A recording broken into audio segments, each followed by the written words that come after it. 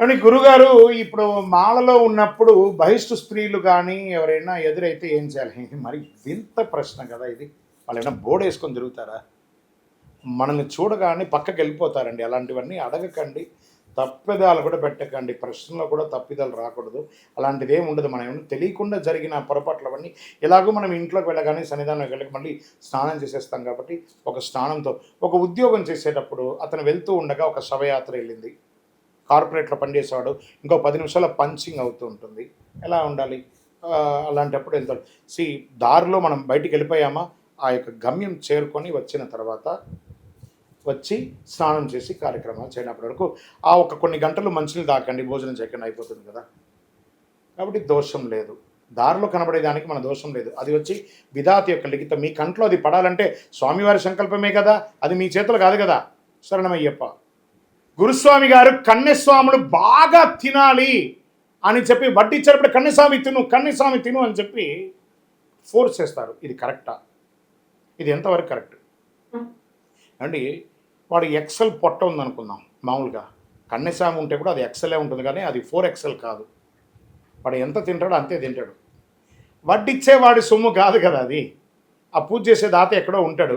వీటి దారిలో పోయే దానయ్య ఒక్కొక్క బకెట్ తీసుకొచ్చి కన్యస్వామి తిను ఫోర్స్ చేస్తూ ఉంటాడు. ఆ స్వామి తినాలా తెలియదు, తినకూడదా తెలియదు, ఎక్కువైపోతే వాంతికి వస్తుందా తెలియదు. ఎందుకురా ఈ మాల వేసుకున్నాం, ఎందుకురా పూజకు వచ్చామని వాడు ప్రతిరోజు బాధపడడం. ఇలాంటివన్నీ చేయకండి. ఇక మీద కన్యస్వామిగా ఉన్న వాళ్ళు నా వీడియో చూస్తున్న వాళ్ళు చెప్పండి, ఎవరైనా మిమ్మల్ని ఫోర్స్ చేసి బలవంతంగా వడ్డించారా, వాడి చేతిని లాగి అలా మీ ఆకులు కూర్చోబెట్టేసి మీరు లేవండి, తినని చెప్పండి. ఏం దోషం లేదు దానివల్ల. మీ కన్యస్వామి తర్వాత ఎక్కువ తినలేదు. సాత్విక ఆహారం కొంచెమే తినండి. మీరు తినరనుకుంటే చెయ్యి అడ్డంగా పెట్టండి, నేను తినను అని చెప్పండి. ఏ దోషం లేదు దానివల్ల. ఆ గిన్నెలో ఉంటే 10 మందికి పేదవాళ్ళకి ఆకలి అవుతుంది, కానీ ఆకులో ఉంటే కుక్కలు కూడా ముట్టవండి. ఎంగిలి ఆకులో. శరణమయ్యప్ప. స్వామి గురుస్వామి ఈ యొక్క అయ్యప్ప స్వామి ఈ పట్టబంధం ఇక్కడ వేశారు చూసారా, ఈ పట్టబంధం ఇక్కడ ధరించున్నారు కదా, దీని అర్థం ఏంటి? దీన్ని పట్టబంధం అంటారు. ఎందుకు ఇది ధరించారు? దానికి ఏమైనా విశేషం ఏమైనా ఉందా? దీనికి శాస్త్ర ప్రమాణం ఏమైనా ఉందా అంటే, పందల రాజా వారికి ఈయన వరం ఇచ్చారు.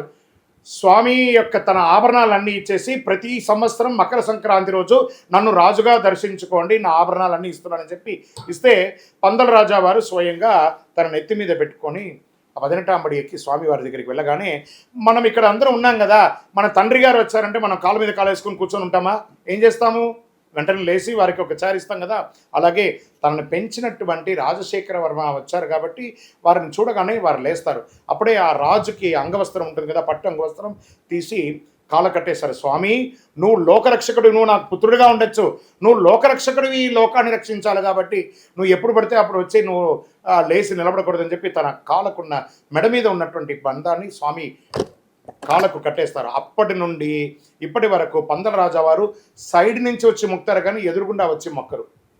ఆ పట్టబంధం యొక్క విశిష్టత మన కోసం, ఈ కలిలో ఉన్న భక్తులందరూ కూడా క్షేమంగా ఉండాలి, స్వామి అనుగ్రహం ఇవ్వాలని పందల రాజా వారు కట్టిన వస్త్రమే ఈ యొక్క పట్టబంధం, కాలబంధం. శరణమయ్యప్ప.